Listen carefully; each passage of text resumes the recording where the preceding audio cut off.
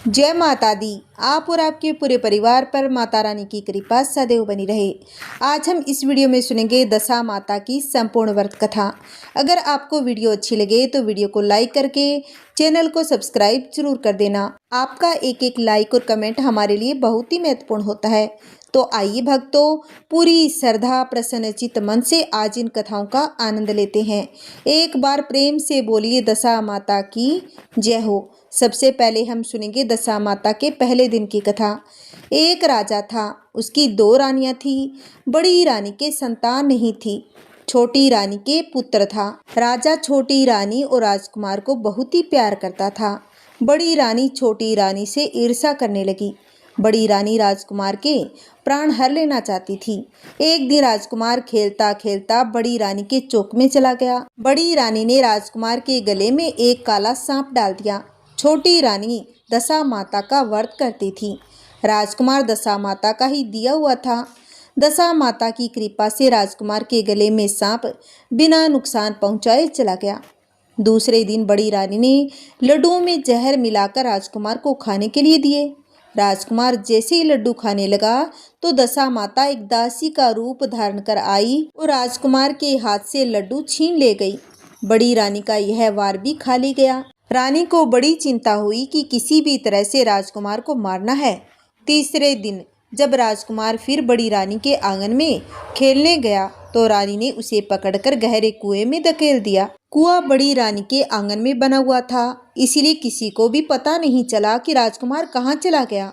लेकिन जैसे ही बड़ी रानी ने राजकुमार को कुएं में धकेला तो दशा माता ने उसे बीच में रोक लिया। इधर दोपहर हो जाने पर राजकुमार के न लौटने पर राजा व छोटी रानी को चिंता होने लगी। दशा माता को भी इस बात की चिंता हुई कि राजकुमार को उसके माता पिता के पास किस प्रकार पहुंचाया जाए।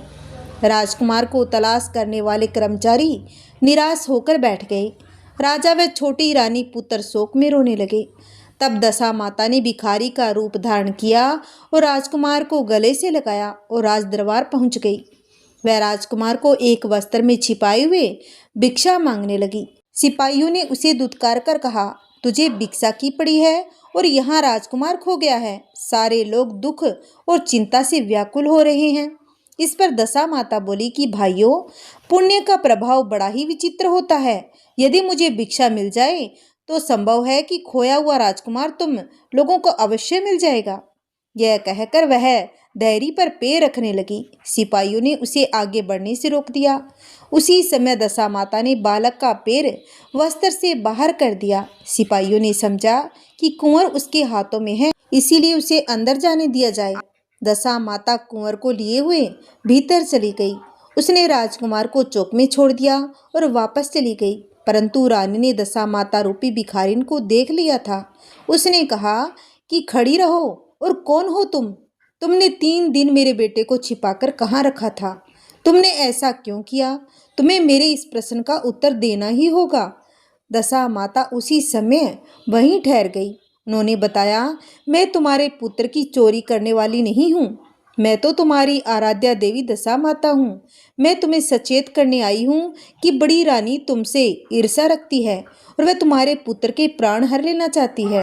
एक बार उसने तुम्हारे पुत्र के गले में काला सांप डाला था, जिसे मैंने भगाया। दूसरी बार उसने विष के लड्डू खाने को दिए थे, जिन्हें मैंने उसके हाथों से छीन लिए थे। इस बार उसने तुम्हारे राजकुमार को अपने आंगन के बने कुएं में धकेल दिया था और मैंने इसे बीच में रोककर रक्षा की है। इस समय भिखारी के वेश में तुम्हें सचेत करने आई हूँ। यह सुनकर छोटी रानी दशा माता के पैरों में गिरकर क्षमा मांगने लगी। छोटी रानी विनती भाव से बोली, जैसी कृपा आपने मुझ पर दर्शन देकर की, मैं चाहती हूँ कि आप सदैव इस महल में निवास करें। मुझसे जो सेवा पूजा होगी मैं करूँगी। इस पर दशा माता बोली कि मैं किसी के घर में नहीं रहती। जो श्रद्धा पूर्वक मेरा ध्यान करता है, स्मरण करता है, मैं उसी के हृदय में निवास करती हूँ। मैंने तुम्हें साक्षात दर्शन दिए हैं, इसलिए तुम सुहागिनों को बुलाकर उन्हें यथाविधि आदर सत्कार के साथ भोजन कराओ। नगर में ढिंडोरा पिटवा दो कि सभी लोग मेरा डोरा ले और व्रत करें। इतना कहकर दशा माता अंतर्ध्यान हो गई। रानी ने अपने राज्य की सौभाग्यवती स्त्रियों को निमंत्रण देकर बुलाया और उबटन से लेकर शिरोभूषण श्रृंगार कर उनकी यथाविधि सेवा कर भोजन करवाया और दक्षिणा में गहने आदि देकर विदा किया। रानी ने अपने राज्य में ढिंडोरा पिटवा दिया। अब से सब लोग दशा माता का डोरा लिया करें। जैसे दशा माता ने राजकुमार की रक्षा की, वैसे माता सभी पर अपनी कृपा बनाए रखे। बोलिए दशा माता की जय हो। एक समय की बात है, एक गांव में सास बहू रहती थी। बहू का पति परदेश में गया हुआ था। एक दिन सास ने अपनी बहू से गांव में से आग ला करके भोजन पकाने को कहा। बहू गांव में आग लाने गई, पर किसी ने भी उसे आग नहीं दी और सभी ने कहा कि जब तक दशा माता की पूजा नहीं हो जाती तब तक आग नहीं मिलेगी। बेचारी बहू खाली हाथ घर आ गई। उसने सास को कहा कि गांव भर में आज दशा माता की पूजा है, इसलिए कोई आग नहीं दे रहा। शाम हो जाने पर सास आग लेने गांव में गई तो स्त्रियों ने उसे आराम से बैठाया और कहा कि सुबह तुम्हारी बहू आग लेने आई थी, परंतु हमारे यहाँ पूजा नहीं हुई थी, इसलिए आग नहीं दे सके। सास आग लेकर घर पहुंची ही थी कि एक आदमी बछड़ा लिए आया और उसके पीछे गाय थी। स्त्री ने उससे पूछा, यह गाय का पहला बच्चा है क्या? आदमी ने उत्तर दिया कि हाँ। उसने फिर पूछा कि बछड़ा है या बछिया? उसने जवाब दिया कि यह तो बछड़ा है। सास ने घर जाकर बहू से कहा कि आओ हम दोनों भी दशा माता का डोरा ले और व्रत करें। दोनों सास बहू ने डोरा लिया। सुबह से व्रत आरंभ किया। 9 व्रत पूरे हो जाने पर 10वें दिन डोरे की पूजा की। सास बहू दोनों ने मिलकर गोल गोल 10-10 अर्थात कुल 20 फेरे बनाए। 21वां बड़ा फेरा गाय को दिया। पूजन समाप्त होने पर सास बहू दोनों पारण करने बैठी। उसी समय बुढ़िया के बेटे ने परदेश से लौटकर दरवाजे पर आवाज लगाई।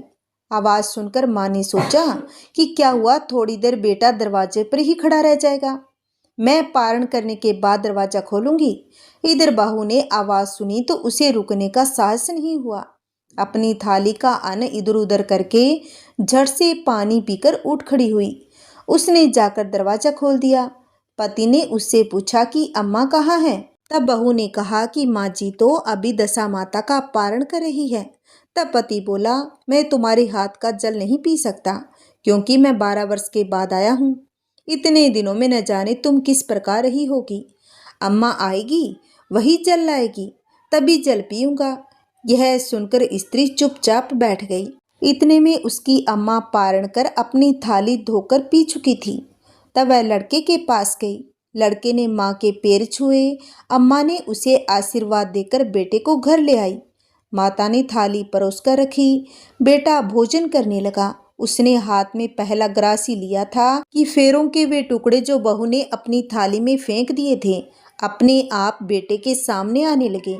बेटे ने माँ से पूछा, ये सब क्या हो रहा है? माँ बोली, मैं क्या जानूं बेटा, बहू ही जाने।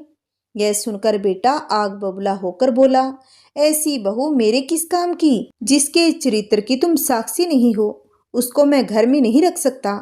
इसे अभी घर से निकालो। यदि ये घर में रहेगी तो मैं इस घर में नहीं रहूंगा। माँ ने बेटे को व्रत के पारण का सब हाल बताकर हर तरह से समझाया, परंतु वह मानने को तैयार ही नहीं था और वह यही कहता रहा, इसे घर से बाहर करो तो मैं इस घर में रह सकता हूँ। माँ ने सोचा कि बहू को थोड़ी देर के लिए बाहर कर देती हूँ, जब लड़के का गुस्सा उतर जाएगा तब बहू को बुला लूंगी। बुढ़िया ने बहू से कहा कि देहरी के बाहर जाकर पेड़ के नीचे थोड़ी देर के लिए खड़ी हो जा। जब बहू पेड़ के नीचे खड़ी हुई तो पेड़ बोला कि मुझसे हटकर खड़ी हो, मैं दशा माता के विरोधी को छाया नहीं दे सकती। इस पर वह वहां से चलकर गड़ोची के पास गई। गड़ोची बोली, मुझसे हटकर खड़ी हो, मुझ पर इतना भार तो घड़ों का भी नहीं है जितना भार तेरा है। वह वहां से हटकर घूरे के ढेर पर खड़ी हो गई। घूरे का ढेर बोला, मुझ पर इतना भार कूड़े का नहीं जितना तेरा है, चल यहाँ से हटकर कहीं और खड़ी हो जा। इस प्रकार उसे कहीं भी खड़ा नहीं होने दिया गया। वह अपने मन में बहुत ही दुखी हो गई। वह जंगल में चली गई। जंगल में भूखी प्यासी घूमती फिरती एक सूखे कुएं पर गिर पड़ी और वह उसमें गिरी, परंतु उसे चोट नहीं आई। वह नीचे बैठ गई। अचानक राजा नल वहां शिकार खेलते खेलते वहां पहुंच गए। उनके साथी बिछुड़ गए थे। वह प्यास के कारण उसी कुएं पर आए जिसमें वह स्त्री बैठी हुई थी। राजा नल के भाई ने कुएं में पानी के लिए लोटा डाला तो उस स्त्री ने लोटे को पकड़ लिया। तो भाई ने नल से कहा कि इस कुएं में किसी ने लोटा पकड़ लिया है। तब राजा नल ने कुएं पर आकर कहा कि तुम यदि पुरुष हो तो मेरे धर्म के भाई हो, और यदि स्त्री हो तो मेरी धर्म की बहन हो। तुम जो भी हो बोलो, मैं तुम्हें बाहर निकाल लूंगा। स्त्री ने आवाज दी। राजा ने उसे बाहर निकाल लिया तथा हाथी पर बैठाकर राजधानी ले गया। महाराज को शिकार से लौटकर महलों की ओर आते देखकर सेवकों ने महारानी को महाराजा के आने की सूचना दे दी। सेवकों ने एक स्त्री को हाथी पर बैठा देखकर रानी को बताया कि महाराजा एक नई रानी भी साथ ला रहे हैं। यह जानकर रानी बड़ी दुखी हुई। इतने में महाराज भी वहां पहुंच गए। रानी ने हाथ जोड़कर विनती की कि महाराज, मुझसे ऐसे क्या गलती हो गई जो मेरे रहते आप दूसरा विवाह कर लिया। राजा नल ने हंसकर उत्तर दिया, वह तुम्हारी सोत नहीं ननंद है, मेरी धर्म की बहन है। तुम्हें उसके साथ अपनी सगी ननंद की तरह बर्ताव करना होगा। यह सुनते ही महारानी का मुख प्रसन्नता से कमल की भांति खिल उठा। वह बोली, अब तक मैं ननंद का सुख नहीं जानती थी। अच्छा हुआ जो मुझे भाग्य से ननंद मिल गई। राजा ने उसका नाम मुँह बोली बहन रख दिया। राजा ने उसके लिए एक अलग महल बनवा दिया। अब तो वह सुखपूर्वक रहने लगी। एक दिन राजा की घोड़ी का बच्चा हुआ तो राजमहल की स्त्रियां बधाई के गीत गाने लगी। तब मुँह बोली बहन ने अपनी दासियों से कहा, बाहर जाकर पता करो किस बात की बधाई के गीत गाए जा रहे हैं। दासियों ने बताया कि महाराजा की घोड़ी ने अच्छी घड़ी में एक उत्तम बछड़े को जन्म दिया है, उसकी बधाई गाई जा रही है। मुँह बोली बहन ने पूछा, क्या घोड़ी ने पहली बार जन्म दिया है? दासियों ने कहा कि हाँ। तब मुँह बोली बहन ने महारानी के पास जाकर कहा, आओ भाभी रानी, हम तुम दोनों दशा माता का डोरा ले। रानी ने पूछा कि डोरा क्या चीज है, मुझे भी समझाओ। वह बोली, दशा माता के व्रत का नियम है कि पहले पहले जब गाय या घोड़ी या स्त्री के प्रसव की खबर सुने तब डोरा लेकर व्रत आरंभ करते हैं। 9 व्रत करने के बाद 10वें दिन डोरे का पूजन करके विसर्जित करते हैं। इसी के साथ उसने पारण का नियम भी बताया। तब महारानी बोली, तुम्हारा व्रत तुमको फले। मैं पूड़ी और दूध की खीर खाने वाली रानी महारानी भला मन फरा गोले की पपड़ी खाकर कैसे रह सकती हूँ? ऐसा खाना खाए मेरे दुश्मन। वह बोली, भाभी मुझे जो चाहे कह लो, परंतु व्रत के संबंध में कुछ मत कहो। मैं इसी व्रत के उल्लंघन के कारण मारी मारी घूम रही हूँ, आपके देश में आ गई हूँ। महारानी ने उदासीनता के साथ कहा, मुझे क्या पड़ी है, तुम्हें जो अच्छा लगे वह करो, मैं मना तो नहीं कर रही हूँ। मुँह बोली बहन ने श्रद्धा पूर्वक डोरा लिया। 9 दिन तक व्रत किए। 10वें दिन विधि पूर्वक पूजन किया। गोला फरा बनाए और संध्या को पारण करने बैठी। उसी समय उसके पति को अचानक कुछ प्रेरणा सी हुई। वह अपनी माता से आज्ञा लेकर अपनी पत्नी को ढूंढने चल दिया। घूमता फिरता वह राजा नल की राजधानी में पहुंच गया और अपनी पत्नी का पता लगाने लगा। उसने एक कुएं पर कुछ औरतों को बातें करते देखा और कह रही थी कि राजा की मुँह बोली बहन बहुत ही सुंदर स्त्री है, आजकल उसी का किया हुआ सब कुछ होता है। दूसरी स्त्री बोली, वह सुंदर होने के साथ साथ धर्मात्मा भी है, जब से आई है तभी से उसने सदा व्रत खोल रखा है, उसके दरवाजे से कोई भी व्यक्ति खाली हाथ नहीं लौटता। तीसरी स्त्री बोली, वह जैसी धर्मात्मा है वैसी सदाचारिणी भी है। चौथी स्त्री बोली, वह सदाचारिणी और सर्वप्रिय भी है, सारी प्रजा उससे खुश है। 5वीं स्त्री बोली, यह सब तो सही है, परंतु अब तक यह पता नहीं चला कि वह कौन है और कहाँ से रहने वाली है।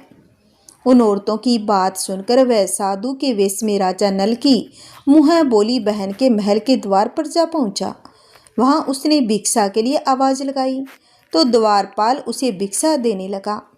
उसने द्वारपाल के हाथों से भिक्षा लेने से मना कर दिया और बोला, भिक्षा देने वाली स्वामिनी के हाथ से ही भिक्षा ग्रहण करूंगा, नहीं तो अपने रास्ते चला। तब द्वारपाल ने उससे कहा, इस समय वह दशा माता का व्रत करके पारण कर रही है। पारण समाप्त होने के बाद ही वह तुमको भिक्षा दे सकती है, तब तक तुम इंतजार करो। वह चुपचाप बैठकर इंतजार करने लगा। पारण कर लेने के बाद वह मुट्ठी भर मोती लेकर आई, परंतु सामने अपने पति को पल्ला फैलाए देखकर वह मुस्कुराती हुई लौट गई। दोनों ने एक दूसरे को पहचान लिया था।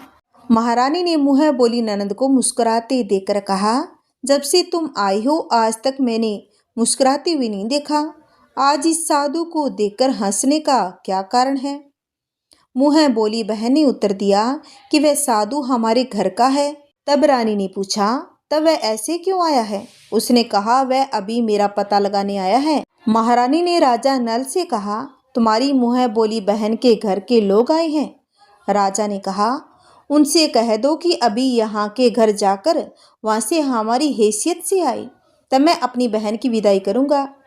राजा नल की मुँह बोली बहन का पति घर जाकर अपनी माँ से बोला, तुम्हारी बहू राजा नल के यहाँ उसकी बहन बनकर रह रही है। वह रोज सदा व्रत करती है और नियम धर्म के साथ दिन बिताती है।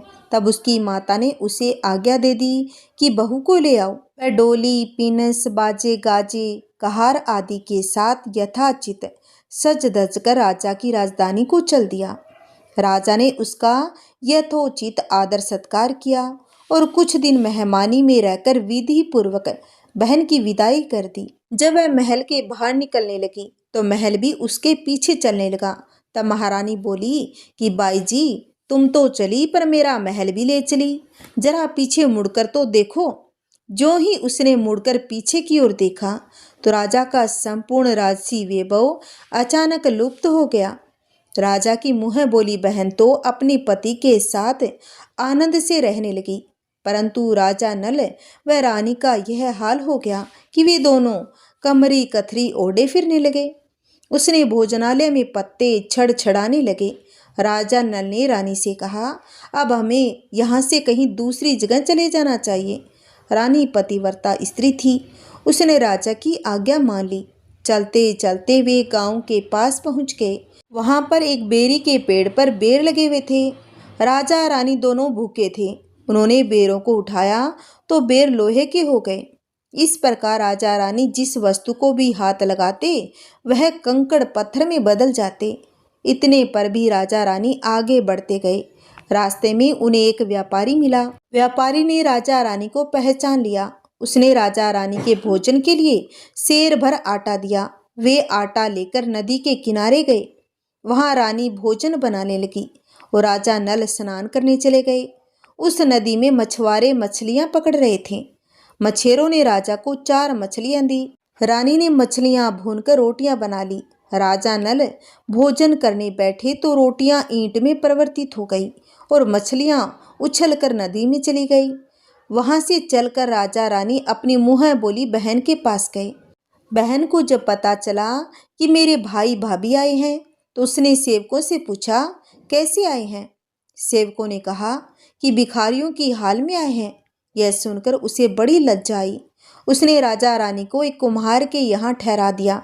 शाम को थाल सजाकर बहन स्वयं भाभी से मिलने कुम्हार के घर गई।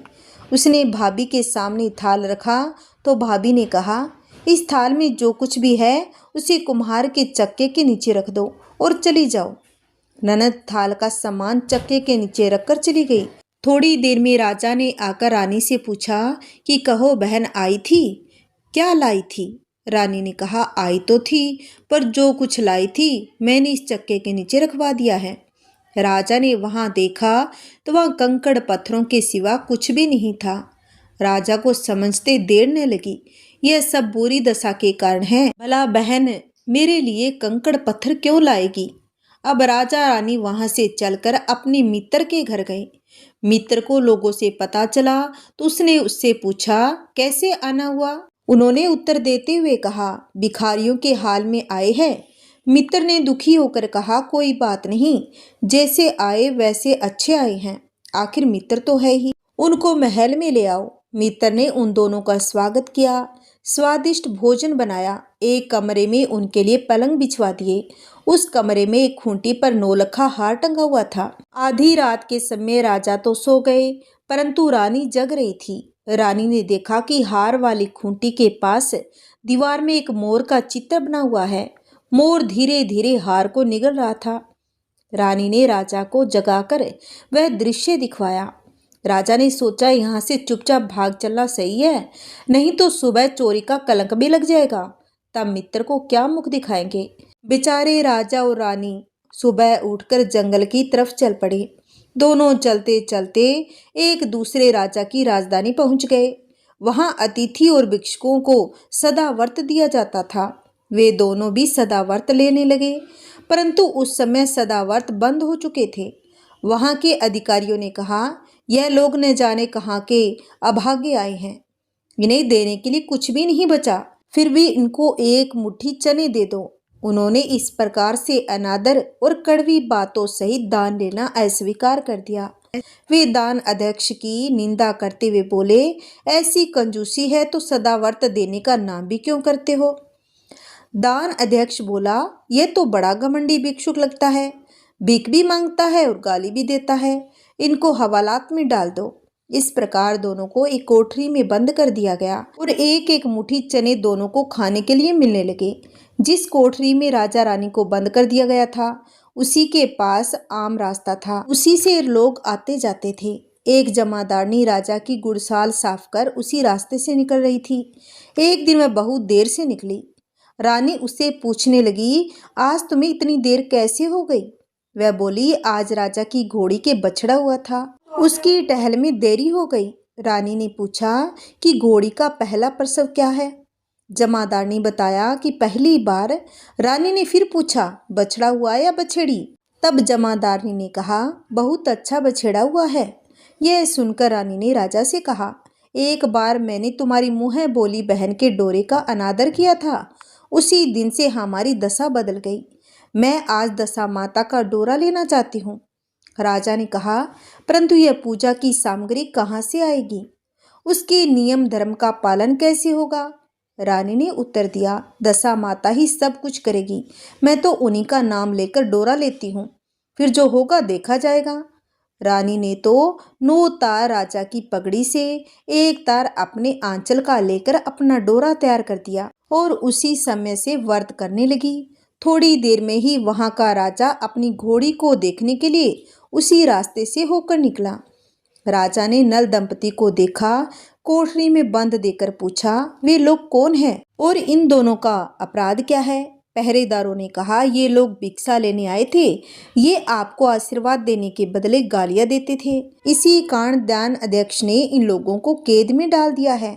राजा ने कहा, यह तो इनका कोई अपराध नहीं है, इनको मनवांछित भिक्षा नहीं मिली होगी, इसीलिए ये गालियां देने लगे होंगे। इनको संतुष्ट करना चाहिए था, ना कि कैद में डाल देना चाहिए। इनको अभी रिहा करो। राजा की आज्ञा से उसी समय दोनों को कोठरी से बाहर निकाल दिया गया। राजा उनके पाँव में पद्म और माथे पर चंद्रमा देकर पहचान गया, यह तो राजा नल और रानी दमयंती है। इस पर उसने दोनों हाथों से हाथ जोड़कर क्षमा मांगी और हाथी पर बैठाकर अपने महल में ले गया। कुछ दिन राजा के यहाँ रहकर उन दोनों ने पूरे राजसी ठाट के साथ अपनी राजधानी की ओर प्रस्थान किया। रास्ते में वे पहले अपने मित्र के यहाँ गए। मित्र ने राजा नल के आने की खबर सुनकर लोगों से पूछा, मित्र आए तो कैसे आए। लोगों ने कहा, अब की बार तो राजसी ठाट बाट के साथ हाथी, घोड़े, डंका, निशान, पालकी और पिनस एवं फौज के साथ लेकर आए हैं। मित्र ने कहा, अच्छी बात है, आने दो। मेरे लिए तो जैसे तब थे वैसे ही अब है, आखिर है तो मेरा मित्र ही। अब राजा रानी मित्र के महल में गए। मित्र ने उनको आदर सत्कार के साथ उसी स्थान पर ठहराया जिस स्थान पर पहले ठहराया गया था। आधी रात के समय जब राजा सो रहे थे और रानी पैर दबा रही थी, तब रानी ने देखा कि मोर का चित्र जो पहले हार को निगल गया था उसे उगल रहा था। रानी ने राजा को जगाकर यह दृश्य दिखाया। राजा नल ने अपने मित्र को बुलाकर यह दिखाया। मित्र बोला, मैंने तब भी तुमको चोर नहीं समझा था, न अब समझूंगा। यह दृश्य तुम्हारी बुरी दशा का फल है। आप निश्चिंत रहिए, मेरे मन में कोई मेल नहीं है। मित्र के यहाँ से चलकर राजा रानी अपनी मुँह बोली बहन के पास गए। उसने सुना राजा भैया आ रहे हैं, तो उसने लोगों से पूछा वो कैसे आ रहे हैं। लोगों ने कहा जिस प्रकार राजा का आना चाहिए उसी प्रकार आ रहे हैं। उसने कहा उनको मेरे महल में ले आओ। जब राजा नल का हाथी बहन के महल की ओर बढ़ा, तब रानी ने कहा आप अपनी बहन के घर जाइए, मैं तो उसी कुम्हार के घर रहूंगी जिससे पहले ठहरी हुई थी। राजा ने कहा जिस कारण इतने दुख उठाए तुम फिर उससे झगड़ा मोल लेना चाहती हो, ये तुम अच्छा नहीं कर रही हो। परंतु रानी नहीं मानी, वह कुम्हार के घर ही ठहरी।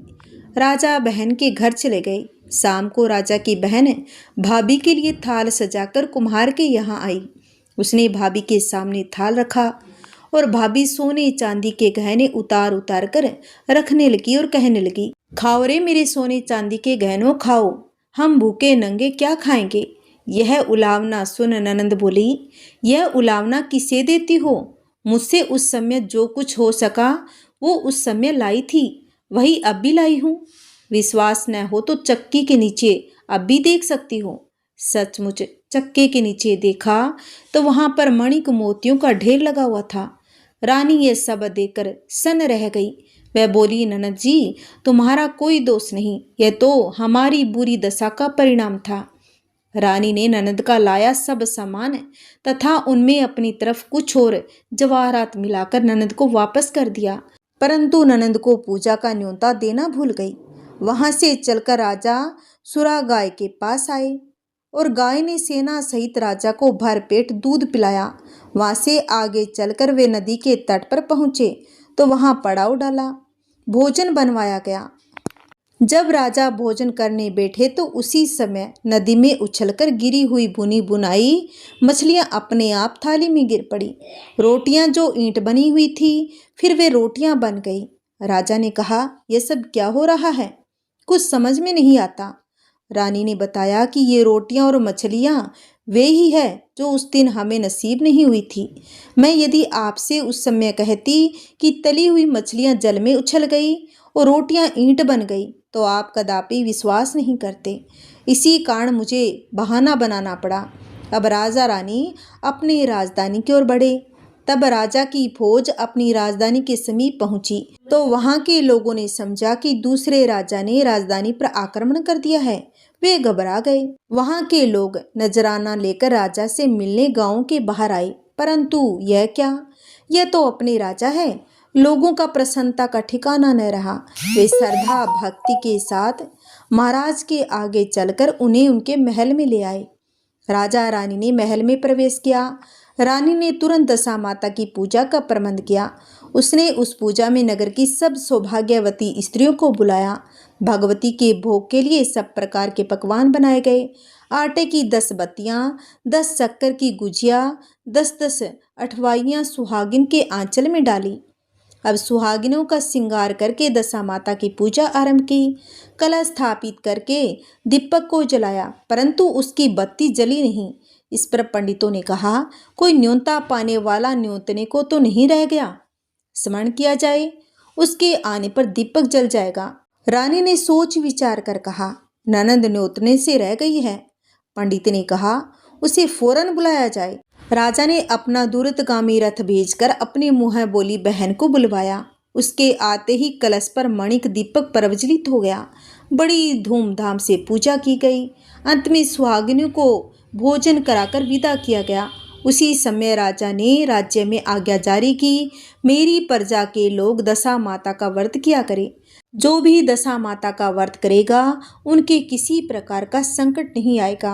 भगवती माता ने जिस प्रकार राजा नल के दिन फेरे उसी प्रकार सबके दिन फेरे। बोलिए दशा माता की जय। एक गांव में सास बहू रहती थी। एक दिन सुबह सुबह सास ने बहू से कहा कि जाओ आग लाकर भोजन बनाओ, बड़ी भूख लगी है। बहू हाथ में कंडी लेकर आग लेने गांव में गई। उस दिन गांव भर में दशा माता की पूजा थी, इसीलिए बहू को किसी ने भी आग नहीं दी। वह खाली हाथ लौट कर आई। साय होने पर वह पड़ोसन के पास जाकर बोली कि मेरी सास तो दशा माता का डोरा नहीं लेती, परंतु अब की बार मैं डोरा लेना चाहती हूँ। मुझे पूजन की विधि भी बता देना। दोबारा जब डोरा लेने का समय आया तो बहू ने सास को बिना बताए दशा माता का डोरा ले लिया। 9 दिन वह किसी न किसी बहाने पड़ोसन के घर जाकर कथा सुनते रही। 10वें दिन उसे चिंता सताने लगी। अब मैं पूजा कैसे करूंगी? वह मन ही मन दशा माता का ध्यान धरकर सोचने लगी, आज सास कहीं बाहर चली जाए तो मैं शांति पूर्वक पूजा कर लूं।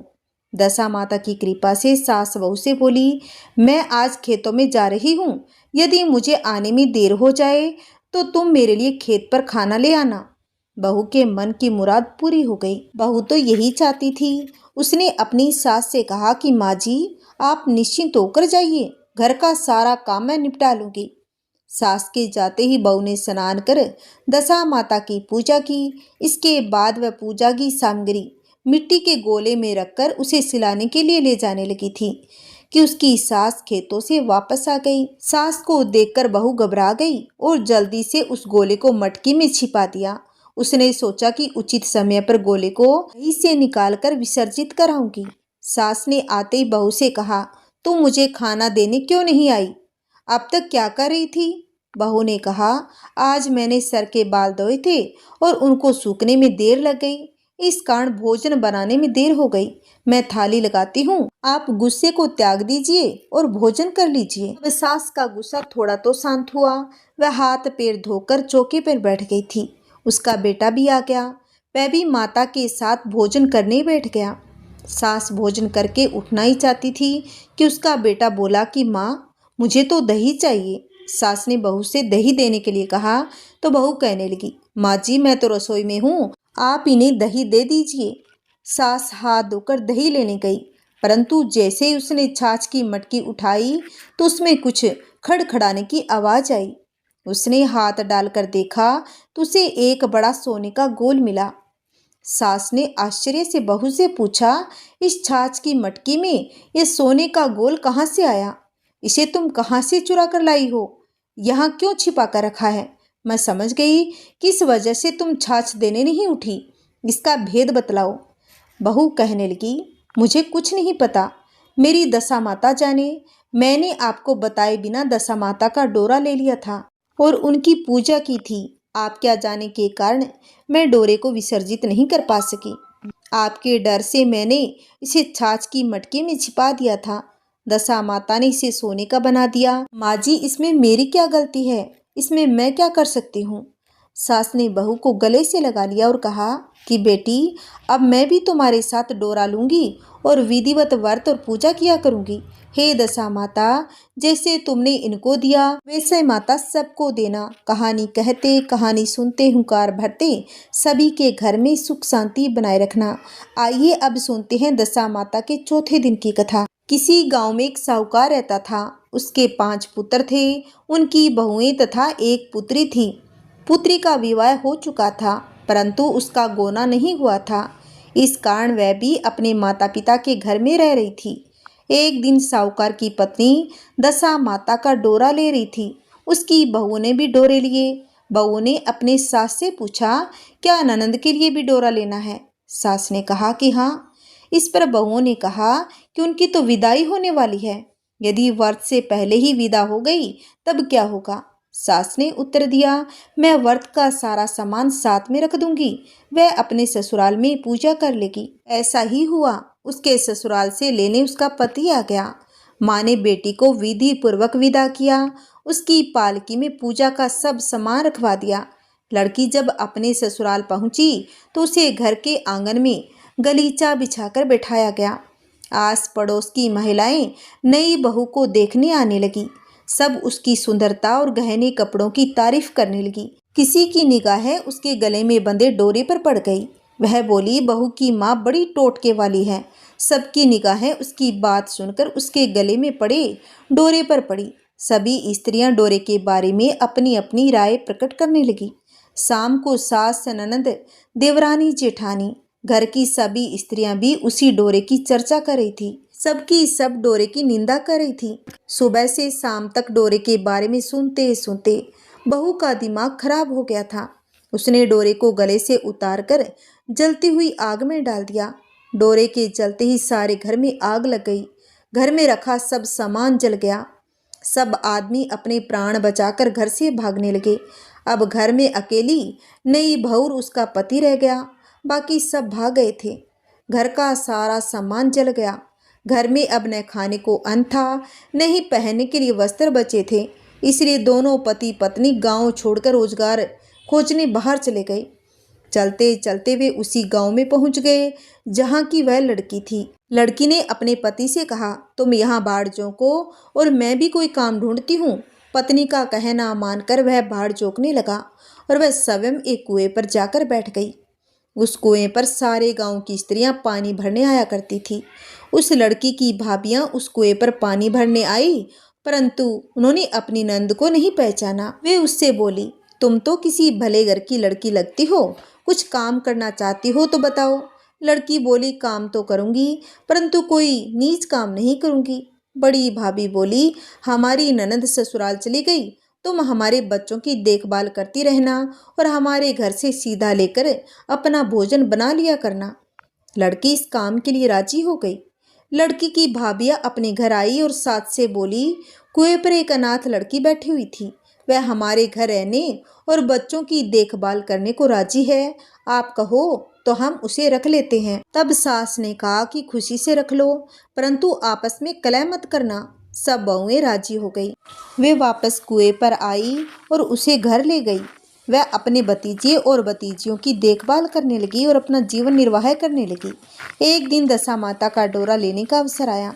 सास के कहने पर सब बहुओं ने डोरा लिया। बहुओं ने सास से पूछा कि क्या इस लड़की के लिए डोरा लेना है? सास ने कहा कि हाँ। बहुओं ने कहा, इस प्रकार आपने ननंद जी के लिए भी डोरा लिया था, परंतु पूजा से पहले ही उनकी विदाई हो गई। अब आप इस लड़की के लिए डोरा दिलाना चाहती हो। यदि यह पूजा से पहले चली गई तो क्या होगा? सास बोली, तुम्हारी ननंद ने अपने घर जाकर पूजा की होगी। यह लड़की पूजा होने तक इसी घर में रहेगी तो अपने आप पूजा में शामिल हो जाएगी। अगर यह चली गई तो वह अपने आप पूजा कर लेगी। सर्वसम्मति से लड़की ने भी दशा माता को डोरा दे दिया और 9 दिन तक वह दशा माता की कहानी तथा व्रत पूजन में शामिल होती रही। 10वें दिन लड़की की माता व बहुओं ने सर से स्नान किया और घर में चौका लगाया तथा पूजन की तैयारी करने लगी। लड़की बहुओं से बोली, यदि कोई पुराना कपड़ा मिल जाए तो मैं भी स्नान कर लूं। बहू ने अपनी सास से पूछकर अपनी ननद की साड़ी उस लड़की को दे दी। अपनी पुरानी साड़ी लेकर वह स्नान करने गई। उसने सर से स्नान करके साड़ी पहनी और घर आ गई। घर पर पूजा आरंभ हो गई। वह जैसे ही पूजा के पास आकर बैठी तो बहुओं ने कहा, यह तो हमारी ननद जैसी लग रही है। इस पर सास ने नाराज होकर कहा, तुम्हारे मन में जो आता है वही बोलती रहती हो। पूजा के समय भी चुपचाप नहीं बैठ सकती। चुप रहो, मुझे कथा कह लेने दो। तुम्हारी बातों से कथा में विघ्न पड़ता है। बहुएं चुप हो गई। घर की सब स्त्रियों ने पारण किया, लड़की ने भी पारण किया। इसके बाद स्त्रियां एक दूसरे का सर गूंथने लगी। एक ने लड़की का सर गूंथना शुरू किया। वह बोली, जैसी गूंथ सिर में है वैसी गूंथ हमारी ननद के सिर में थी। सास नाराज होकर बोली, तुम मेरी बेटी की तुलना इससे क्यों कर रही हो? सास ने बहू को तो डांट दिया, परंतु उसकी बात मन में घर कर गई। उसने लड़की से कहा, आज रात मेरे पास सोना। रात को जब बहुएं सो गई तो उसने लड़की से पूछा, तुम्हारे पीहर में कभी कोई था? उसने जवाब दिया, मेरे 5 भाई और 5 भाभियां थी, तुम जैसे माता पिता थे। उसने फिर पूछा, क्या हुआ? लड़की बोली, पीहर में मैंने दशा माता का डोरा लिया था। उसके पूजन से पहले ही ससुराल के लिए विदा हो गई। ससुराल में पहुंचकर मेरे गले में पड़े डोरे को देखकर वहां की स्त्रियां हंसी उड़ाने लगी। तब मैंने उस डोरे को आग में डाल दिया। उस डोरे के साथ सारा घर जलकर भस्म हो गया। सब लोग भाग गए। हम दोनों भागकर इस गांव में आ गए और उसकी माँ ने पूछा कि तुम्हारा पति कहाँ है? तब लड़की ने कहा कि बड़ भूजे के यहाँ भाड़ झोंकता है। दशा माता के प्रकोप से हमारी यह हालत हो गई। वह समझ गई कि यह और कोई नहीं, यह तो उसकी बेटी ही है। तब उसने अपने 5 बेटों को बुलाकर कहा, यह तुम्हारी छोटी बहन है। सवेरा होते ही माता के कहने पर 5 भाई बड़ भूजे के यहाँ से अपने बहनोई को लेकर आए और उन्होंने उनको स्नान करवाया, उत्तम वस्त्र पहना दिए। कपड़े पहनकर वह सुंदर साहूकार जैसा दिखाई देने लगा। वह कुछ दिन ससुराल रहकर अपने घर को चला गया। घर पहुंचकर उसने देखा कि सब लोग पहले की तरह सुखपूर्वक रह रहे थे। इसके बाद वह अपने ससुराल आया और अपनी पत्नी को विदा कर घर ले गया। और वह अपनी दशा पर विचार करती हुई जा रही थी कि मार्ग में एक नदी पड़ी। उस नदी में स्नान करके अप्सराएं दशा माता का डोरा ले रही थी। उसके पास एक डोरा बच गया था। वह अप्सराएं बोली, यदि इस डोरे में कोई उच्च वर्ग की स्त्री हो तो उसे यह डोरा दे दें। उन्होंने डोली के पास जाकर पता किया और वह डोरा उस लड़की को दे दिया। जब लड़की अपनी ससुराल पहुंची तो सास थाल सजाए, ननद कलश लिए, देवरानी जेठानी अन्य मांगलिक वस्तुएं लिए उसका स्वागत करने के लिए खड़ी हो गई थी। नेक दस्तूर हो जाने के लिए बाद लड़की को आसन पर बैठाया गया। आसन पर बैठने के बाद लड़की ने कहा, आप लोगों ने पहली बार दशा माता के डोरा के लिए अपशब्द कहे थे, जिसका फल ये हुआ कि घर के सब लोग बिछुड़ गए तथा घर का धन धान्य जलकर स्वाह हो गया। बड़ी मुसीबतें उठाने के बाद अब अच्छे दिन आए हैं। आप में से कोई भी मेरी दशा माता के डोरे की निंदा न करना। जब मेरा व्रत हो तब सब श्रद्धा पूर्वक पूजा करें। सबने खुशी खुशी उसकी बात मान ली। 9 दिन तक व्रत चलता रहा। 10वें दिन विधि पूर्वक डोरे की पूजा की गई।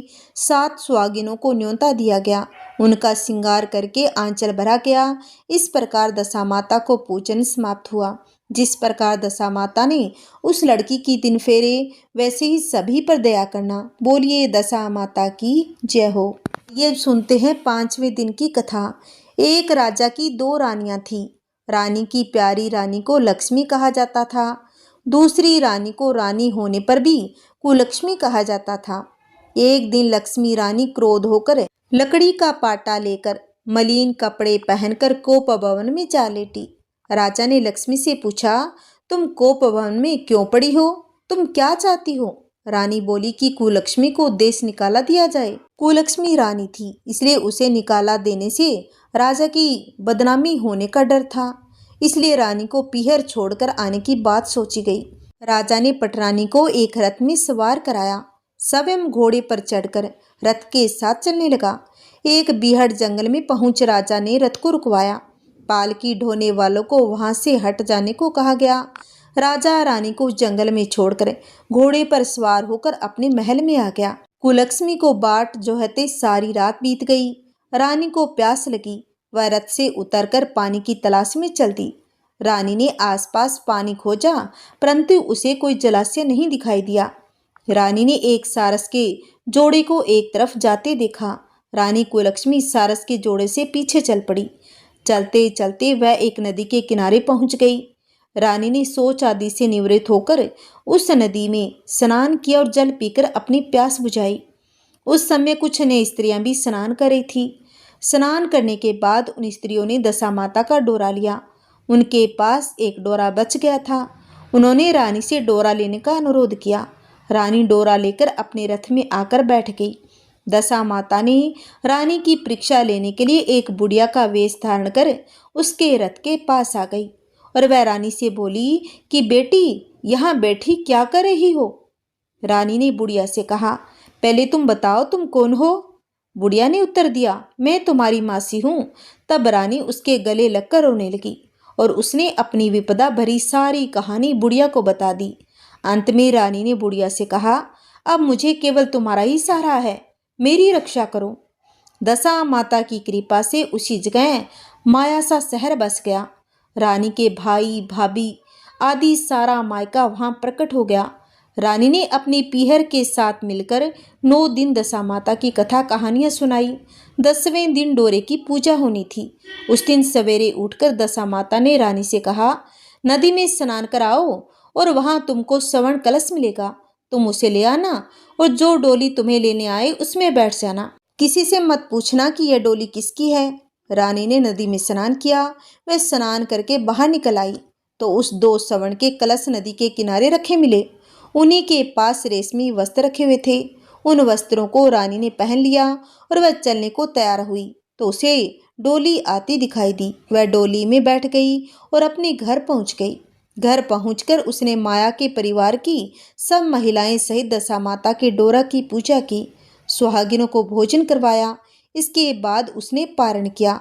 अब रानी अपने पीहर में आनंद पूर्वक सबके साथ मिलकर रहने लगी। इधर कुछ समय बाद राजा को रानी कुलक्ष्मी का ध्यान आ गया।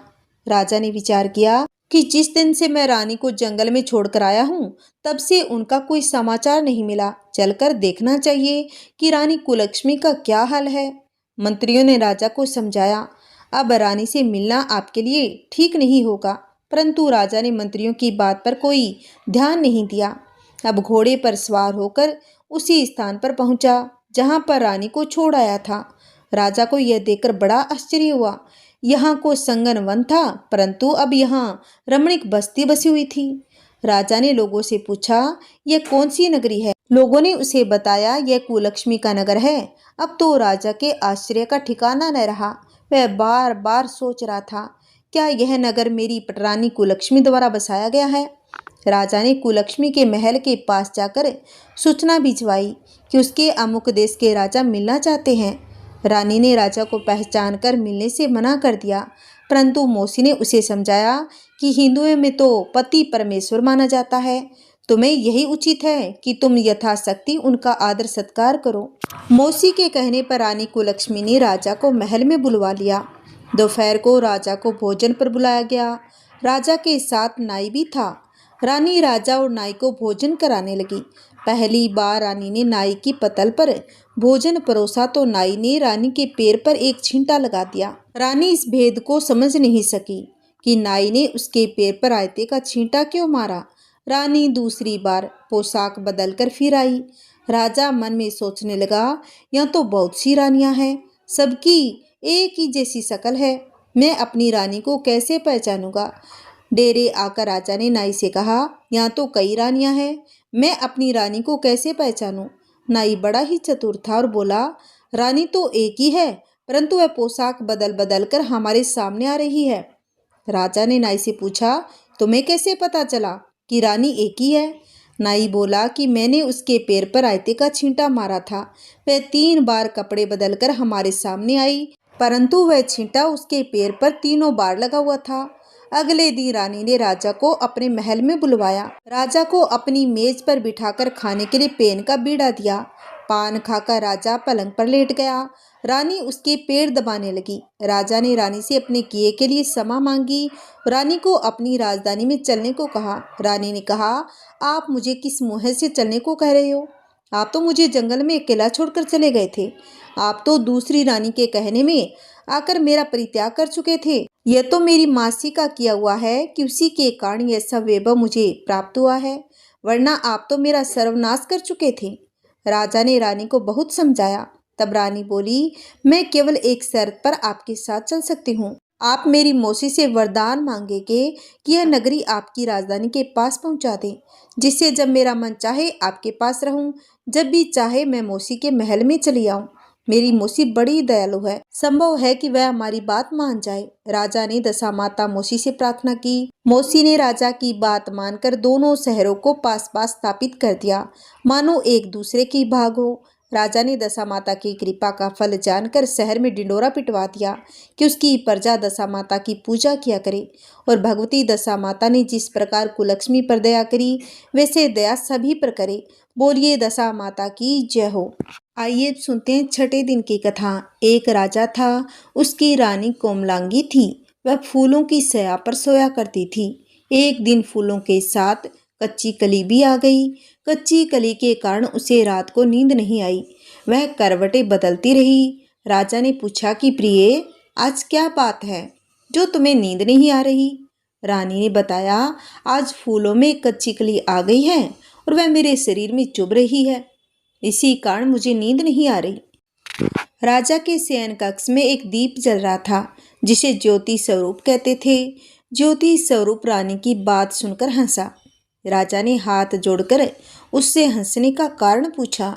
ज्योति स्वरूप ने बताया कि अभी तो रानी को कच्ची कली के कारण इतनी तकलीफ हो रही है। कल सुबह होने पर जब रानी को सिर का बोझ ढोना पड़ेगा, तब इनकी क्या गति होगी। राजा ने पूछा कि क्या मेरे जीवित रहते ऐसा संभव है? तब दीपक ज्योति स्वरूप ने उत्तर दिया, हाँ संभव है, तुम्हारे जीते जी संभव है। ज्योति स्वरूप की बात सुनकर राजा ने मन में सोचा कि देववाणी कभी असत्य नहीं होती, होनी को कौन टाल सकता है। रानी को अवश्य बोझा ढोना पड़ेगा, परंतु यह हो सकता है यदि मैं इसे एक संदूक में बैठाकर समुद्र में बहा दूं तो संभव है यह बोझा ढोने से बच जाएगी, क्योंकि समुद्र में डूब जाने पर बोझा ढोने से बच जाएगी। राजा ने उसी समय रानी से कहा कि चलो मैं तुम्हारे मायके में छोड़ आऊं, कुछ दिन तुम वहीं पर रहना। रानी बोली, परंतु महाराज मेरे मायके में तो कोई है ही नहीं, मैं वहां किसके पास रहूंगी? तब राजा ने कहा, तुम्हारे गोत्र संबंधी वह बहुत अच्छी दशा में है, मैं उन्हीं के पास तुम्हें भेज देता हूँ। रानी ने राजा की बात मान ली। रानी ने बहुमूल्य आभूषण और कीमती वस्त्र धारण किए। तब राजा ने रानी को संदूक में बैठाकर नदी में बहा दिया। वह नदी समुद्र में ऐसी जगह मिलती थी जहां पर राजा के बहनोई का राज्य था। समुद्र से मोती निकालने का ठेका राजा के बहनोई ने ले रखा था। वह संदूक बहता बहता जब राजा के बहनोई के इलाके में पहुंचा तो उसने मल्लाहों को आज्ञा देकर संदूक को समुद्र से बाहर निकाल दिया और संदूक को उसने अपने महल के शयन कक्ष में भिजवा दिया और आदेश दिया कि मेरे पहुंचने तक इसे कोई न खोले। राजा का बहनोई जो उस जगह का स्वयं राजा था, उसके शयन कक्ष में संदूक के पहुंचते ही रानी को पता चल गया कि संदूक को राजा ने समुद्र में पाया है, तो वह फौरन शयन कक्ष में आई। उसने पहरेदारों को हट जाने को कहा। रानी ने संदूक को खोल लिया।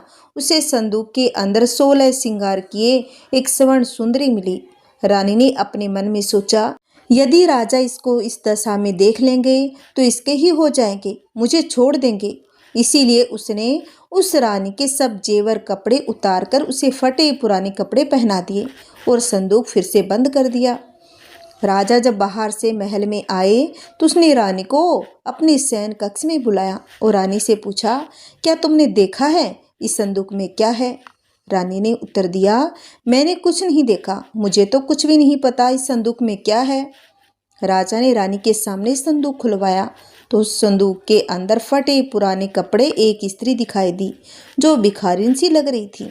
रानी ने कहा, यह कोई भिखारिन लग रही है, इसको कारखाने में भिजवा दिया जाए, वहां लकड़ी ढोकर अपना जीवन निर्वाह करती रहेगी। राजा ने रानी के कहे अनुसार उस कारखाने में भिजवा दिया। एक दिन रानी की सहेलियां नदी में स्नान करके दशा माता का डोरा ले रही थी और उनके पास एक डोरा रह गया था। वे सोच रही थी इस डोरे को किसे दिया जाए कि उसी समय लड़की ढोने वाली रानी वहां पर आ गई। उन्होंने उसे रोककर पूछा कि बहन, हमारे साथ दशा माता का डोरा ले लो। रानी ने कहा, मुझे डोरा लेने में कोई हर्ज नहीं, परंतु मुझे तो खाने भर को नहीं मिलता, मैं इस डोरे की पूजा कैसे करूंगी? वे बोली, तुम इस बात की चिंता मत करो, हम हर रोज इस जगह स्नान करने आया करेंगी। 9 दिन तक हम यहाँ पर कथा कहेंगी, तुम भी रोज आकर कथा में शामिल हो जाया करना। 10वें दिन पूजा होगी, तब तक दशा माता चाहेगी तो तुम्हारी दशा बदल जाएगी। रानी ने दशा माता का ध्यान कर डोरा ले लिया। उसी दिन रानी के पति राजा को यह चिंता हुई कि रानी को संदूक में बंद करके बहा तो दिया था, परंतु पता नहीं उसका क्या हाल हुआ होगा। उसकी खोज खबर लेने के लिए राजा एक नौका पर बैठकर नदी की यात्रा करता हुआ अपनी बहनोई के यहाँ पहुंचा। संध्या के समय वह अपनी बहन से बोला, मेरे हाथ पैरों में बहुत तेज दर्द हो रहा है, किसी दबाने वाले को बुलाओ। अभी उसकी बहन ने लकड़ी ढोने वाली भिखारिन को बुलाकर लाने को कहा। उसे कहा, आज रात तुम मेरे भाई के पैर दबा दो। वह बड़ी संकोच में पड़ गई, अपने मन में सोचने कि आज तक मैंने किसी प्राय पुरुष को छुआ तक नहीं। रानी अपने भाई के पैर दबाने के लिए उस पर जोर डाल रही थी, इसीलिए लाचार होकर उसने हाँ कर दी। राजा के पैर दबाते दबाते रानी को उसके पाँव में पदम दिखाई पड़ा। रानी चुपचाप रोने लगी। उसके आंसू राजा के पैरों पर टपक पड़ा। राजा ने उससे पूछा, तुम क्यों रो रही हो? तुम अपना भेद मुझे बतलाओ, मेरे द्वारा तुमको कोई हानि नहीं होगी। रानी बोली, जैसा पदम आपके पैर में है वैसा ही पदम मेरे पति के पैर में भी था। पहले के दिनों की याद आ जाने पर मुझे रोना आ गया। राजा ने उसे पहचान लिया। राजा बोला, मैं समझ गया, अब तुम्हें पैर दबाने की जरूरत भी नहीं है। तुम्हारे भाग्य में जो लिखा था वह तुम्हें भोगना ही पड़ा। मैंने उसे टालने के लिए जो उपाय किया था उसका नतीजा उल्टा ही निकला। तुम्हें मेरे जीते जी लकड़ियां ढोनी पड़ी। सवेरा हुआ परंतु अतिथि राजा सोकर नहीं उठा और न पैर दबाने वाली दासी कमरे से बाहर निकली। राजा की बहन को चिंता होने लगी। थोड़ी देर के बाद दासी कमरे से बाहर निकली और कारखाने में काम करने चली गई। रानी ने कमरे में जाकर अपने भाई को जगाया। उसका भाई बोला कि बहन, मेरी तबीयत ठीक नहीं है, मेरा सिर दर्द हो रहा है, मैं अभी आराम करना चाहता हूँ। मेरा मन भी बहुत ही व्याकुल हो रहा है। रानी ने पूछा कि आखिर क्या बात है, कुछ तो बताओ। राजा ने कहा कि बड़ी शर्म की बात है, मैंने तुम्हारी भाभी को जानबूझकर संदूक में बैठाकर तुम्हारे पास इसलिए भेजा था, इसे यहाँ आराम से रखा जाएगा, परंतु उसे तो यहाँ लकड़ियाँ ढोनी पड़ी। उसके तुमने सारे गहने कपड़े उतार कर उसे रास्ते की भिखारिन बना दिया। उसकी बहन बोली कि मैंने उसे नहीं पहचाना। उसने दासियों को भेजकर उसे चुपचाप अपने पास बुलाया। उसके आने पर बहन ने अपनी भाभी से माफ़ी मांगी, उसके पैर पकड़ लिए। कुछ दिनों तक राजा अपने बहनों ही बहन के रहकर रानी को साथ लेकर राजधानी में लौट गया। रानी ने अपने महल में पहुंचकर सुहागिनी को न्योता भेजा। बड़े धूमधाम से दशा माता के डोरे की पूजा की और नगर में ढिंडोरा पिटवा दिया गया कि आज से अमीर गरीब सब दशा माता का डोरा लिया करे और श्रद्धा पूर्वक पूजा किया करे। जिसके पास पूजन पारण के लिए धन की कमी हो वह महल में आकर के ले जाया करे। जिस प्रकार रानी के दिन दशा माता ने फेरे वैसे सभी की फेरना। बोलिए दशा माता की जय हो। आइए अब सुनते हैं 7वें दिन की कथा। एक समय की बात है, एक वृक्ष पर नर और मादा 2 पक्षी रहते थे। उनकी कोई संतान नहीं थी। अन्य पक्षी मादा पक्षी को बोझ कहकर घृणा करते थे। मादा चिड़िया बच्चे न होने के कारण बहुत ही दुखी रहती थी। एक दिन वह अपनी स्थिति पर विचार करती हुई अकेली नदी पर पानी पीने गई। वहां पर स्त्रियां दशा माता का डोरा ले रही थी। उनका एक डोरा बच गया था। उन्हें कोई उच्च वर्ण की स्त्री नहीं दिखाई दी जिसे वह डोरा दे पाती। उन्होंने सोचा, इस चिड़िया के गले में इस डोरे को बांध देते हैं, यह यहाँ रोज आकर कथा सुन लिया करेगी। इसे पूजन की विधि बता देंगे तो यह भी पूजन के दिन पूजा कर लेगी। उन्होंने चिड़िया के गले में दशा माता का डोरा बांध दिया। उसे समझा दिया कि प्रतिदिन 9 दिन यहाँ आकर कहानी सुन लिया करो। 10वें दिन 21 गेहूं के दाने लाकर उनमें से एक दाना दशा माता के नाम से नदी में डाल देना और बाकी 20 दाने तुम स्वयं खा लेना। चिड़िया ने 9 दिन तक नियम पूर्वक दशा माता की कहानी सुनी। 10वें दिन स्त्रियों के द्वारा बताई विधि के अनुसार डोरा एवं एक गेहूं का दाना नदी में डालकर पारण कर दिया। कुछ ही दिनों के बाद उस चिड़िया के भी बच्चे हो गए। अन्य चिड़िया को बड़ा आश्चर्य हुआ, इसे तो बच्चे होते ही नहीं थे, अब बच्चे कैसे होने लगे। वह चिड़िया बोली, जब मुझे बच्चे नहीं होते थे तो सब मुझे बांझ कहकर दुत्कारते थे, अब मुझे दशा माता की कृपा से बच्चे होने लगे। चिड़ियों के पूछने पर उसने दशा माता का डोरा लेने का सारा हाल कह सुनाया और पूजा की विधि का भी वर्णन सुना दिया। तब से जंगल की सारी चिड़ियां दशा माता का व्रत करने लगी। बोलिए दशा माता की जय हो। आइए अब सुनते हैं 8वें दिन की कथा। बहुत पुरानी समय की बात है कि एक घर में देवरानी जेठानी रहती थी। वे दोनों निसंतान थी। वे मेहनत करके पेट पालती थी। दोनों व्रत पूजन कुछ भी नहीं करती थी। एक दिन दोनों प्रातःकाल गांव में आग लेने गई।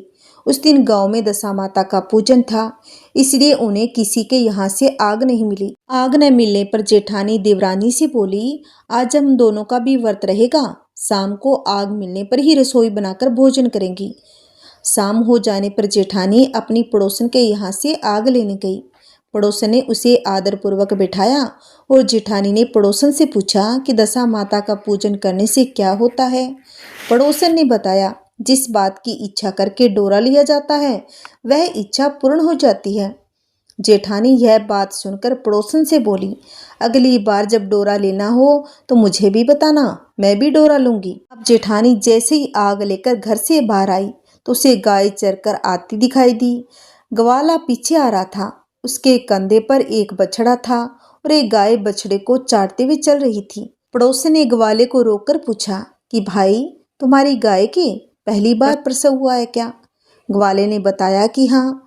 और पड़ोसन ने फिर पूछा, गाय ने बछड़ा दिया या बछिया? ग्वाला बोला कि बछड़ा है। यह जानकर जेठानी से पड़ोसन ने कहा, घर जाकर दशा माता का डोरा ले लो, 9 दिन तक व्रत रखकर कथा सुना तथा 10वें दिन सिर सहित स्नान करके पूजा करना। दशा माता चाहेगी तो 10 दिन के भीतर ही तुम्हारी मनोकामना पूर्ण हो जाएगी। अब जेठानी ने घर जाकर सारी बात अपनी देवरानी को बताई। दोनों ने दशा माता से मनौती मांगी, यदि हम दोनों की संतान होगी तो हम सुहागिनों को न्योता देंगे। दोनों ने दशा माता का डोरा लिया। दशा माता की कृपा से डोरे की पूजा से पहले ही दोनों देवरानी जेठानी गर्भवती हो गई। 9 महीने 9 दिन के बाद दोनों ने यहाँ 2 लड़कों को जन्म दिया। बालकों के नामकरण संस्कार के बाद देवरानी ने जेठानी से कहा, हमने जो सुहागिनों को न्योता देने की मनौती मांगी थी उसे अब पूरा करना चाहिए। जेठानी ने कहा, अभी ऐसी क्या जल्दी है? जब लड़कों का अन्नप्राशन संस्कार होगा तब सुहागिनों को न्योता देंगे। जब लड़कों का अन्नप्राशन संस्कार हुआ तब देवरानी ने जेठानी से सुहागिनों को न्योतने की बात कही, परंतु जेठानी ने बात को टाल दिया और कहा कि लड़कों के मुंडन संस्कार पर सुहागिनों को न्योता देंगे। होते होते कुछ समय बाद लड़कों का मुंडन संस्कार भी हो गया। अब देवरानी ने जेठानी को सुहागिनों को न्योतने की बात फिर से कही। फिर जेठानी बोली कि लड़कों की सगाई के समय ही सुहागिनें न्योते जाएगी। अब लड़के बड़े हो गए, उनकी सगाई भी हो गई, परंतु जेठानी ने अब की बार भी सुहागिनें नहीं न्योती। जेठानी बोली, जिस दिन लड़कों के फेरे होंगे उसी दिन सुहागिनों को न्योतेंगे। इस पर देवरानी बोली कि बहन, तुम्हारी जब इच्छा हो तब सुहागिनें न्योत देना, परंतु मैं तो लगन के दिन ही सुहागिनों को न्योत दूंगी। देवरानी ने लगन के दिन ही सुहागिनों को न्योता दे दिया, परंतु जेठानी ने कुछ भी परवाह न की। लगन के बाद माता का पूजन करके दोनों दूल्हे बारात सजाकर बैंड बाजे सहित ब्याहने चल गए। देवरानी के बेटे का विवाह बड़े धूमधाम से सकुशल पूर्ण हो गया, परंतु जेठानी ने सुहागिनों को न्योता नहीं दिया था। इसीलिए दशा माता ठीक फेरों के समय उसे उठाकर ले गई। दूल्हे के सहसा गायब हो जाने के कारण वर कन्या दोनों में हाहाकार मच गया। उसकी बारात खाली हाथ घर लौट कर आई, परंतु लड़की की माता बड़े संकट में पड़ गई। इस अधब्याई लड़की से कौन विवाह करेगा? पड़ोस की चतुर सुहागिनों ने लड़की की माता को समझाया कि ब्याह का जो सामान बचा है उस सामान को लड़की के हवाले कर दिया जाए। लड़की भिखारियों को सदाव्रत देने लगी। एक दिन एक साधु तीर्थ यात्रा करता हुआ वहां पर आया। गांव में घने जंगल में एक पीपल का पेड़ था। लोग इस पीपल के पेड़ को पारस पीपल भी कहते थे। उसी पेड़ पर दशा माता का निवास था। साधु चलता चलता शाम को उसी पेड़ के नीचे ठहर गया। झाड़ू उधारने आकर उसी पेड़ के पास के मैदान में झाड़ू लगाई और बिस्ती ने मस्क से वहां पर छिड़काव कर दिया तथा माली ने यह फूल बिखेर दिए। तब अनेक देवता अनेक प्रकार की पोशाक पहनकर आने लगे तथा स्थान पर बैठने लगे। सबके बाद में स्वर्ण के राजा इंद्र का सिंहासन उतरा। इसी के साथ स्वर्ग की अप्सराएं आकर सिंहासन के चारों ओर नाचने लगी। उसी समय अधब्याहे लड़के को गोद में लेकर दशा माता पीपल के पेड़ के नीचे उतरी। इंद्र के साथ स्वर्ग के एक सुरा गाय भी आई थी। उसने 2 गिलास दूध दिया था। लड़के ने अधब्याहे के भाग का 1 गिलास अलग रख दिया था। दूसरे गिलास का दूध भी पी लिया। जब तक अप्सराएं का नाच गान होता रहा, दशा माता लड़के को गोद में लेकर बैठी रही। प्रातःकाल होते ही देवताओं का दरबार भंग हुआ। साधु भी वहां से चलकर गांव में आए। साधु महाराज गांव में भिक्षा मांगते मांगते अधब्याहे लड़की के घर पहुंचा। लड़की ने आदरपूर्वक साधु को बैठाया और भोजन तैयार किया। लड़की ने 3 पतल परोस कर रखे।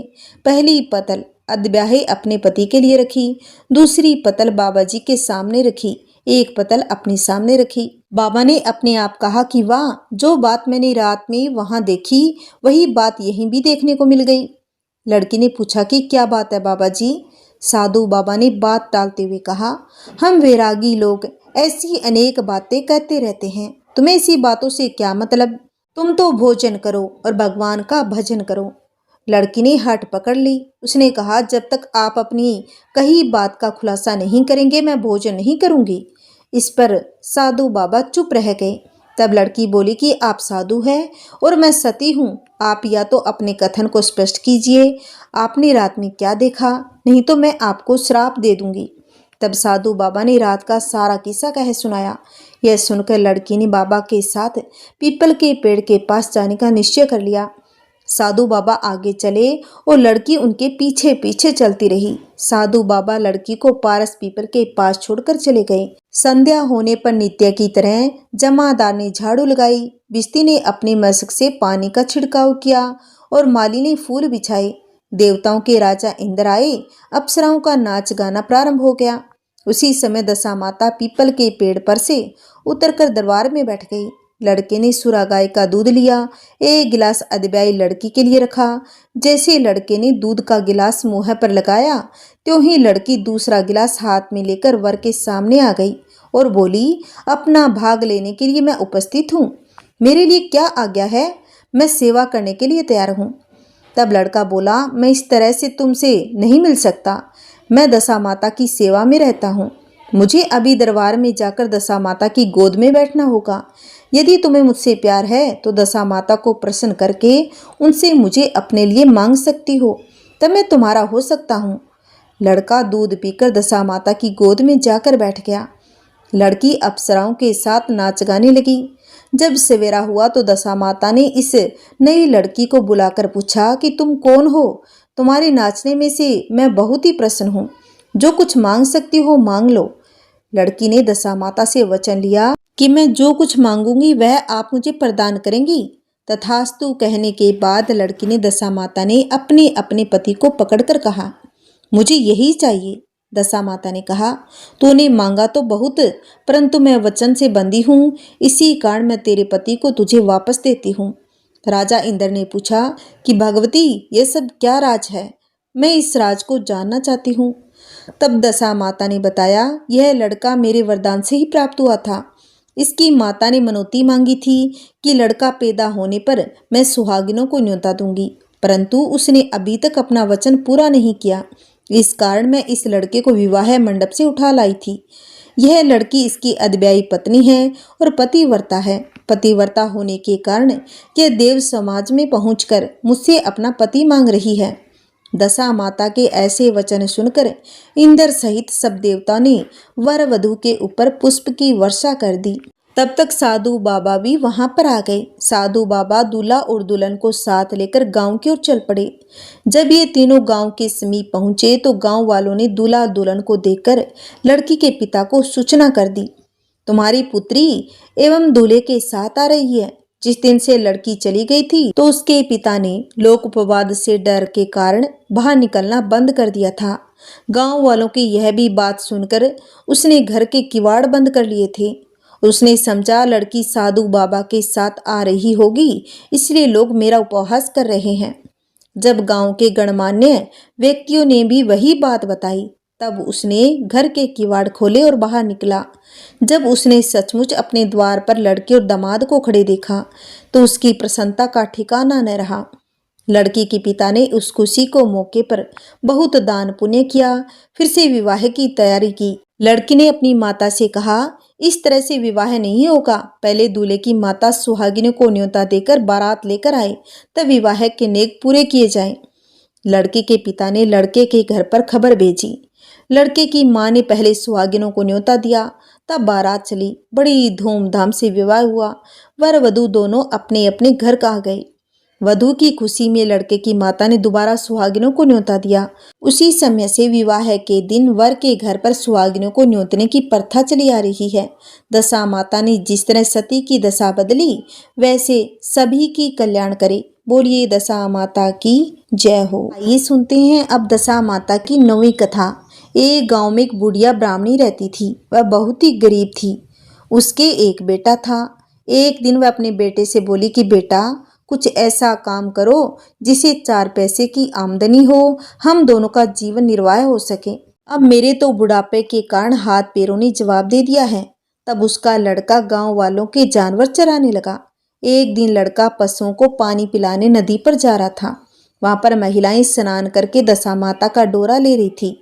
उनके पास एक डोरा बच गया था और उनमें से एक स्त्री ने कहा, इस लड़के से पूछा कि यह किसका है। तभी एक स्त्री लड़के के पास गई, लड़के से पूछने लगी, तुम्हारे घर में कौन कौन है। लड़के ने बताया कि केवल मेरी बूढ़ी माँ है। स्त्रियों ने लड़के को एक डोरा देते हुए कहा, तुम इसे ले जाकर अपनी माता को दे देना और कहना इसका पूजन और व्रत करे। हम तुम्हें सीधा पूजा की सामग्री भी देते रहेंगे, इसे भी अपनी माता को दे देना। लड़के ने उनसे डोरा ले लिया। फिर सब स्त्रियों ने उसे सीधा भी दिया। लड़का उस सामान को लेकर घर गया। उसने दरवाजे से ही माँ को पुकार कर कहा कि गठरी को उतार लो, मैं बोझ से दबा जा रहा हूँ। उसकी माँ बहुत ही प्रसन्न हुई। माँ ने बेटे से पूछा, ये सब कहाँ से लाए हो।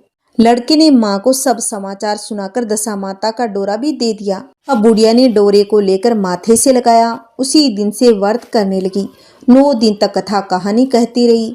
10वें दिन उसने डोरे की पूजन की तैयारी शुरू की। वह देहरी के बाहर गोबर से लीप रही थी। उसी समय एक बहुत ही गरीब बुढ़िया आकर बोली, ये क्या कर रही हो बहन। उसने जवाब देते हुए कहा, आज मेरे घर पर दशा माता का पूजन है, इसलिए लीप रही हूँ। उस बुढ़िया रूपी दशा माता ने कहा, मुझे बहुत ही प्यास लगी है, थोड़ा सा पानी मिलेगा क्या। इस पर लड़के की माता बोली, मैं तो इस मिट्टी से बर्तन से पानी पीती हूँ, मेरी यह लोटा लुटिया कुछ भी नहीं है, मैं तुम्हें पानी कहाँ से भर के दूँ। एक कटोरी थी, वह भी पता नहीं कहाँ पर रखी हुई है, जरा तुम ठहरो, मैं कटोरी ले आऊँ, तब तुमको पानी पिलाऊंगी। बुढ़िया हाथ धोकर अंदर कटोरी लेने गई। इसी बीच दशा माता, जिन्होंने बुढ़िया का रूप धारण कर रखा था, उसके मटके रखने की जगह पर एक सोने का घड़ा रखकर अंतर्ध्यान हो गई। बुढ़िया कटोरी लेकर मटके के पास गई। वहां सोने का घड़ा देखकर हैरान रह गई और घबराकर सोचने लगी, मुझ बुढ़िया में चोरी का नाम लगेगा, मैं चोर कहलाऊंगी। वह इस चिंता में दशा माता रुपया बुढ़िया को खोजने लगी। तब तक उसका लड़का भी घर आ गया। उसने माँ से पूछा, तुम किसे खोज रही हो। उसने बताया, अभी क्षीण अवस्था वाली बुढ़िया आई थी और यहाँ सोना का घड़ा रखकर पता नहीं कहाँ चली गई। लड़के ने बताया, वही तो दशा माता थी, उन्होंने तुमको यहाँ घड़ा दिया है, दोबारा फिर कभी आए तो उसको स्वागत में कोई कमी मत रखना, उनकी आज्ञा का पालन करना। जब तुम नदी पर नहाने जाओ तो तुम्हें नदी घाट पर जो भी मिले उसको दशा माता का दिया हुआ प्रसाद समझकर ले आना। किसी से यह पूछताछ मत करने बैठना, यह चीज किसकी है, यह कहाँ से आई है। बुढ़िया नदी में नहाकर बाहर निकली तो उसे सोने का घड़ा भरा दिखाई पड़ा। उसके पास ही अच्छे वस्त्र रखे थे। बुढ़िया ने कपड़ों को पहन लिया और घड़े को हाथ में लेकर चलने की तैयारी की। 4 कहार एक डोली लेकर उसके पास आए और कहारों ने उसे डोली में बैठने को कहा। बुढ़िया जब घर पहुंची तो उसने देखा वहां एक आलीशान महल खड़ा था। बुढ़िया महल के अंदर चली गई। वहां उसने श्रद्धा पूर्वक और भक्ति भाव से दशा माता के डोरे की पूजन किया। हाथ जोड़कर वरदान मांगा कि जिस प्रकार तुमने मुझे संपत्ति दी उसी प्रकार मेरे घर में एक सुशील बहू आ जाए, तभी यह शोभा देगा। कुछ ही दिनों के बाद लड़के का विवाह भी हो गया और बहुत ही सुंदर व सुशील बहू बुढ़िया के घर में आ गई। बुढ़िया ने दोबारा दशा माता से वर मांगा, जैसे मेरे बहू बेटे सुशील और सज्जन हैं उसी प्रकार के मैं पुत्र पाऊं। कुछ ही दिनों बाद बुढ़िया के यहाँ एक पुत्र रूपी रतन पैदा हुआ। एक दिन बुढ़िया ने अपनी बहू को पास बैठाकर समझाया कि यह मेरी सब संपत्ति दशा माता की प्रदान की हुई है, उन्हीं की कृपा से तुम इस घर में आई हो। मेरे नहीं रहने के बाद यदि कोई मेरे कुचेले कपड़े धारण के बुढ़िया तुम्हारे घर पर आए, उसे आंचल के छोर से पोंछ डालना, घिन मत करना, उसे प्रार्थना करना, यह सब आपका ही दिया हुआ है। जब भी दशा माता का डोरा लेना हो अवश्य लेना और श्रद्धा पूर्वक उसका पूजन करना। जब भी तुम्हारे ऊपर संकट के बादल घिर जाए तो सुहागिनों को न्योतना, दशा माता की कृपा से तुम्हारी सब इच्छाएं पूरी होगी। कुछ ही दिनों के बाद बुढ़िया का स्वर्गवास हो गया। दशा माता ने सोचा कि बुढ़िया के घर चलकर देखना चाहिए कि उसकी बहू सास के वचनों का पालन करती है या नहीं।